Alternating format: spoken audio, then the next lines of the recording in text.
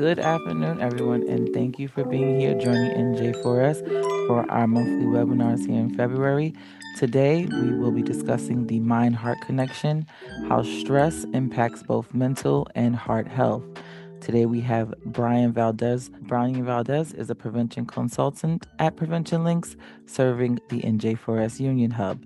He is a recent graduate of Rutgers University, where he earned a Bachelor's of Science in Public Health. Bryan is continuing his education at Rutgers and is currently pursuing a Master's of Public Health with a concentration in global public health. Previously, Bryan interned with Prevention Links at the Elizabethport Community Center, where he worked with both youth and senior groups. During his internship, he provided personal guidance and education on topics such as mental health and food security. Bryan wishes to continue providing guidance and education towards others with the knowledge he has gained about certain topics that are still prominent today. Now I will turn it over to Bryan to present his wonderful webinar. All right, thank you. And yeah, today we're going to talk about caring for the mind and heart, the heart-mind connection, and how stress impacts mental and heart health. It's really important to know that our body is connected in these ways when it comes to mental health and physical health, because we will explain on how stress is a primary factor for this influence in our health.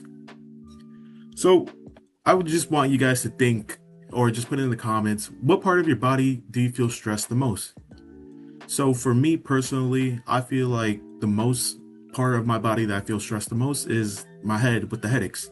That's when I'm overworking, like when it comes to studying, and we always have that moments of just having the headaches afterwards or during the study time. So that's one of the parts of my body that I feel stressed the most. There's other parts of the bodies where an individual could feel stressed the most. This could be the muscle aches or just completely being burned out, and we'll talk about that in this presentation as well. So there's different definitions of stress, but what is stress for an individual? Well, stress is the body's response to pressure or perceived danger. It activates the nervous system automatically. So this response is designed to protect us. So basically, we can use a little comparison of a security system 24/7. Or if you want to compare it to like comic books, it can be like spidey senses, basically. So it just helps us be alert and just to see if there's any dangers or perceived dangers that could be impacted. A way that stress is prominent is when an individual is driving in heavy rain. Now that individual could be stressed out because the individual is looking for any signs of danger or just controlling the car. And so that can make an individual stress. But if we have these stress for many, hours or days or even weeks, it could be a problem to us when it comes to our mental health and physical health. So basically, why this presentation matters.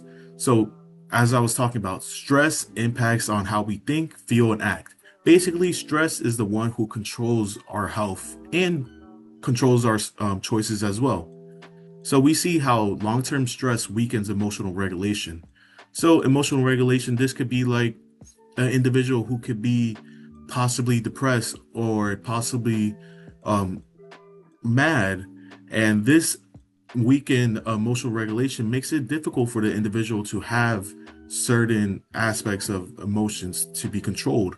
So an individual could be outbursts, anger all the times, while an individual could have a stress limit or lower stress limit when it comes to depression. So we see over here as well that stress, particularly chronic stress, increases the risk for physical health problems. And you might be wondering how, basically. So stress, it's really important to know that stress controls our heart. And as I was saying before, there's more information later on the slides. But learning stress management helps restore the balance between these physical problems or mental health problems, and even both, because when we manage on stress, it helps us control our choices more efficiently and more precisely in a calm manner.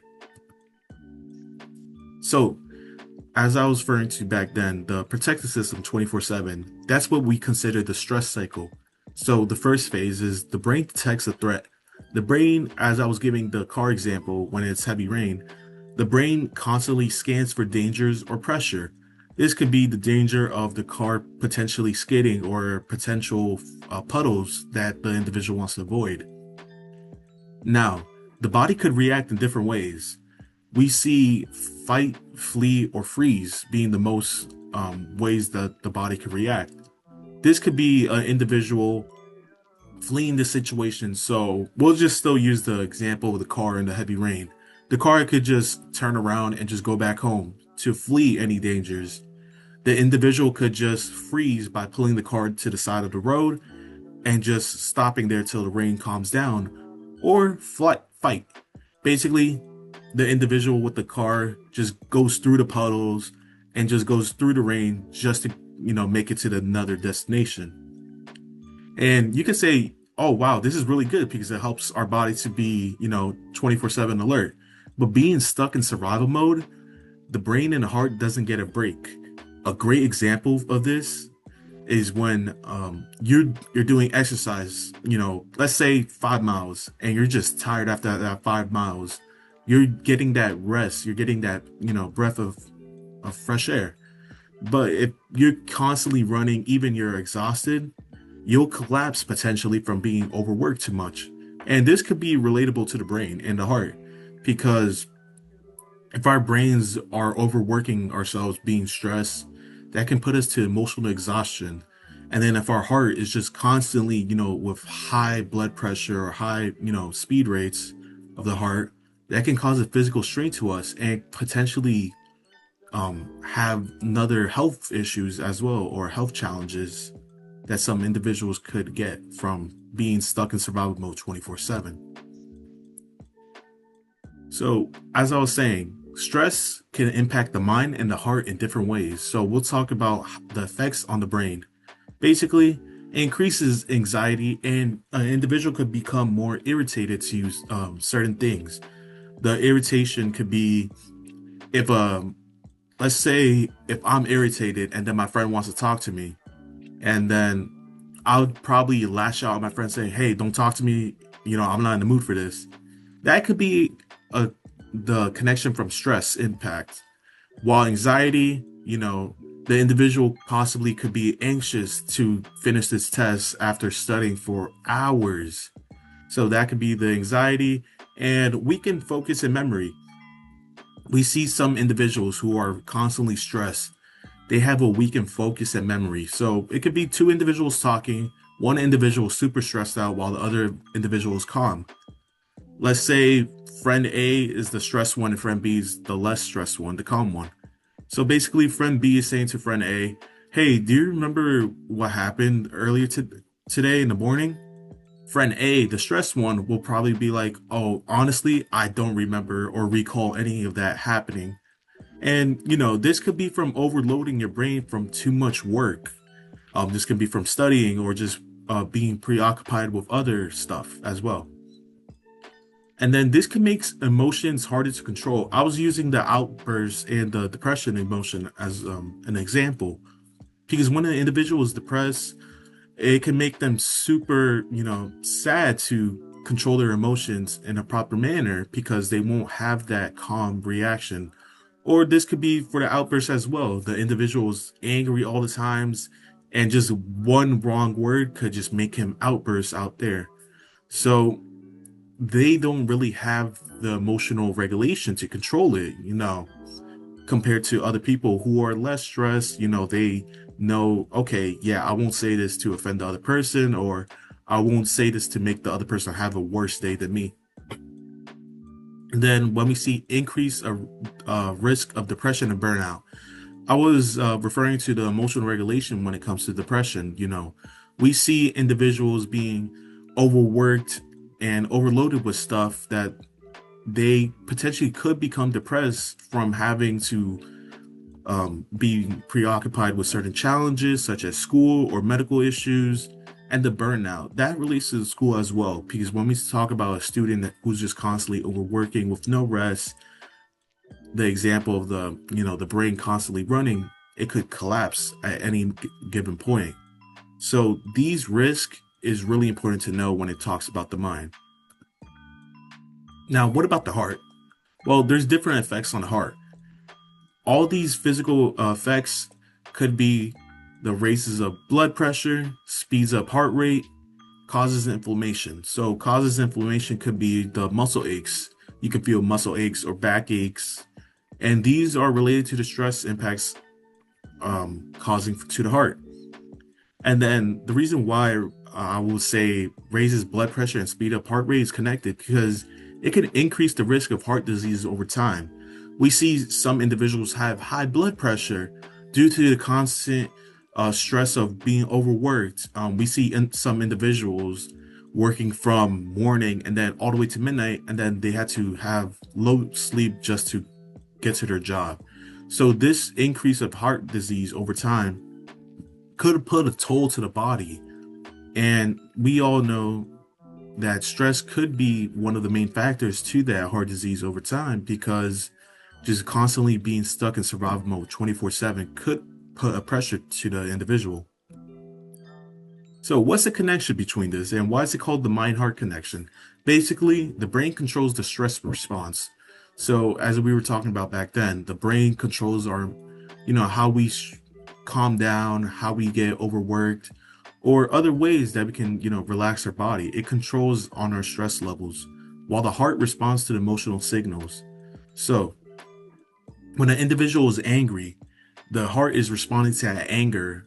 When you're angry, sometimes it could just, you can feel your body rise up or, your body having that speed rate. So it controls or is linked to the emotional signals as we were referring to back then from the overworkedness, outbursts, or it can be depression as well. So stressful versus calm emotions. What's the difference? Um, so stressful is the change of heart rhythm. We were talking about it can be low heart rate or possibly high heart rates due to the rise of the blood pressure. And then it says right there as well, it increases the blood pressure of an individual. So it helps or actually reduces the body's ability to heal because when an individual has high blood pressure, it's preventing the a good physical health. And as we were talking about back then, it could potentially give an individual heart disease as well. So, what's the difference between the calm emotion? Well, the calm emotions, it slows the heart rate. It makes it more calm. So once you have that meditation state or when you breathe in and breathe out, you feel more relaxed. And that connects to the lower stress hormones as well. Stress hormones are the ones that, increases the heart rate, increases the blood pressure, and other physical strains, also the burnout as well. And it improves physical health because remember, when we're calm, we're also preventing the heart disease from potentially being influenced. So it just helps us and helps our bodies to just be more physically good in health. So we can take a brief moments. I would like to see what you guys might think in the comments below. What's one thing that helps you feel calmed down when you feel stressed?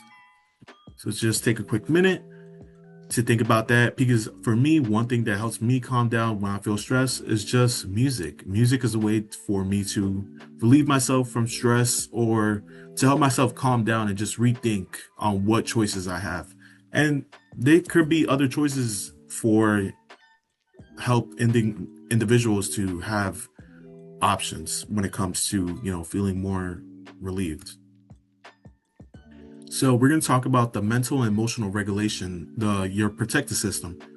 Most individuals might not know what's emotional regulation, but emotional regulation is the ability to recognize, manage, and respond to emotions in a healthy and balanced way.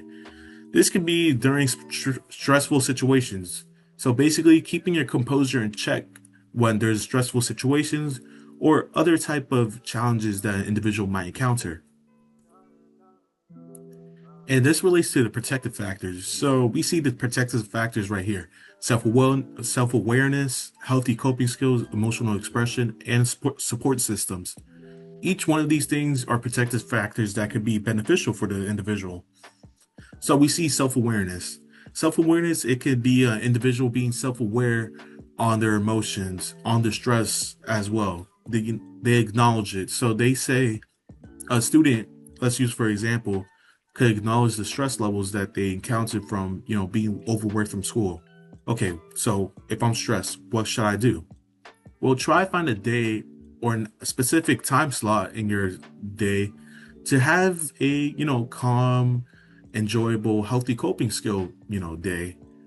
And this healthy coping skill could be like listening to music or having a brisk walk in your certain time slot because you're being self-aware that you need to take care of yourself from being overloaded with work or just stressed. And I was referring to healthy coping skills. So there's all different types of healthy coping skills. So it can be listening to music, cooking, taking a brisk walk, running, doing exercise, watching watching a sports game with your friends. There's all of these different type of healthy coping skills that can be beneficial to your emotional health and to your physical health as well. And this relates to emotional expression because once you get certain healthy coping skills, you can possibly express your emotional distress to an individual or to yourself appropriately. So that's just identifying what emotion you're experiencing at the certain moment. So if an individual is stressed out, the emotion that they could possibly identify or express to somebody else is, I'm stressed out, so I'm mad. Okay, that's good. So you're acknowledging the type of emotion that you're experiencing. So you have a healthy boundary when it comes to certain individuals or to yourself as well, because you want to control that emotion and you want to express it so somebody else could understand you. And the main thing for protective factors is support systems. Support systems basically could be like family or friends or somebody that's willing to hear you and be more attentive to the situations that you might encounter. So this can be a group of friends hearing out each other on the type of schoolwork that they could encounter and how they could help each other out, possibly setting up a study group for a certain time slot, and that could help their emotional health because they will have that support system to talk about what stress could arise from this or how they feel about this certain class. And just talking about your emotions to a support system is really beneficial because you're not bottling up, instead of you're letting it go and letting it be out there in the public so it can be beneficial and more attentive. So how emotional wellness protects the heart? So we see three things. So calmer thoughts equals a steadier heart. So as we were talking about back then, a calm emotion or a calm state of mind just helps our heart just be more relaxed, have low, you know, heart rate, and just have us more be focused as well. And this relates to the healthy coping skills that I was talking about. So the healthy coping skills, again, it could be like exercising, hanging out with friends, or just reading a book, listening to music, something that's enjoyable for you. And that can help lower the stress hormones as well.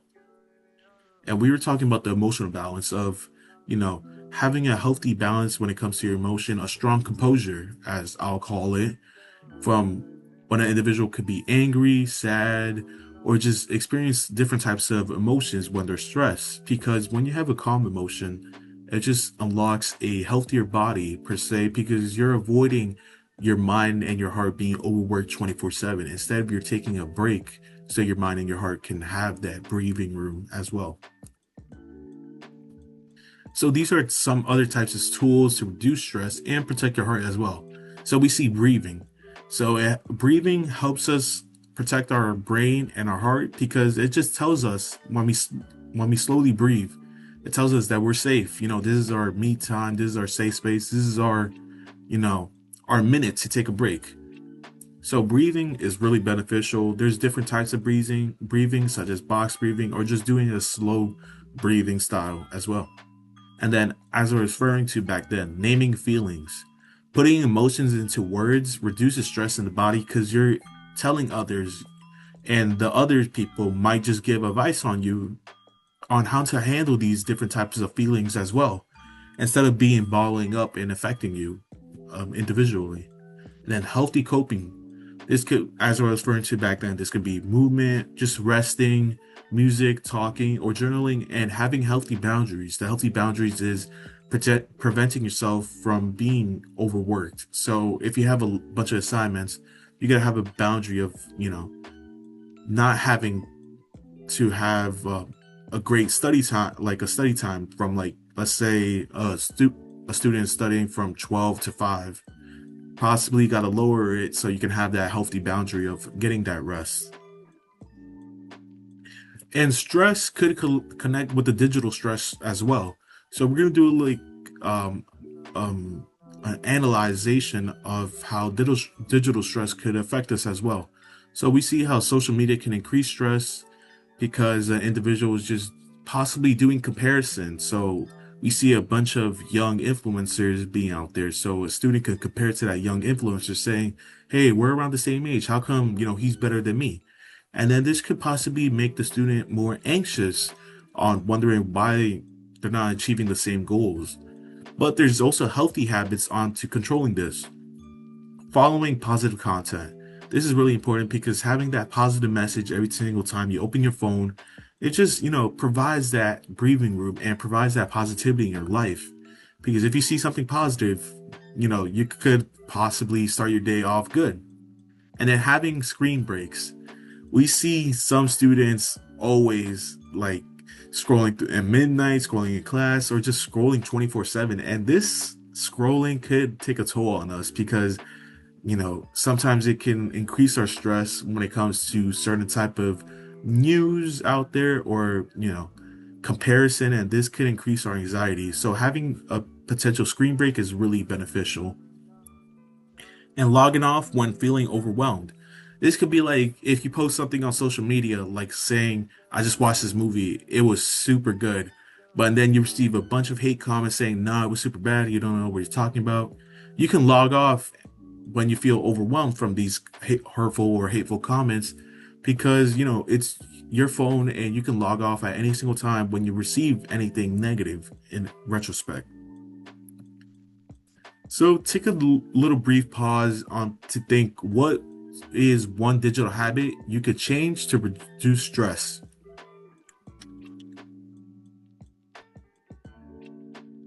So I'll say one digital habit I could change to reduce stress. It could be just lowering my screen time, because this is really important, because when I'm scrolling and scrolling, I see different types of news. So, lowering that digital habit of lower screen time could be beneficial when it comes to that. So I would like to share some resources that could be beneficial for you. So we see the Mental Health of America, which has more information on mental health and ways to relieve yourself. And if you're dealing with anything, it's always good to call 988, which is a suicide and crisis lifeline, which is there to assist you when it comes to the mental needs. And then the American Heart Association has a great article or other focuses when it comes to heart and physical health, when it comes to stress and digital wellness. It helps us navigate as a navigation tool on to see what digital techniques could help us feel less stressed or to prevent from getting stressed. So I'll say take another commitment or another pause to write something such as, what's one thing you will do this week to protect your mind and heart? And I'll say from this commitment, one thing I'll protect my mind and heart is just having to be with my support system. Having that support system is always beneficial. So that's one thing I'll do this week to protect my mind and heart, is just talking to my support systems. So we'll do a little closing right here. Just remember, stress is unavoidable, but suffering from stress isn't. So make sure that you're always taking care of your emotions, as it's one of the best things you can do for your heart and for your mind as well. And if you have any questions, leave them down below in the comments, or just reach out to us. And yeah, thank you so much. I really enjoyed it. All right, I just want to say thank you, Brian, for that informative webinar on how we can manage our stress, and also ways that we can try to avoid it. If you want to see more from NJ4S, you can always find more webinars on our YouTube page. This is our contact information. Again, we thank you. Have a wonderful afternoon.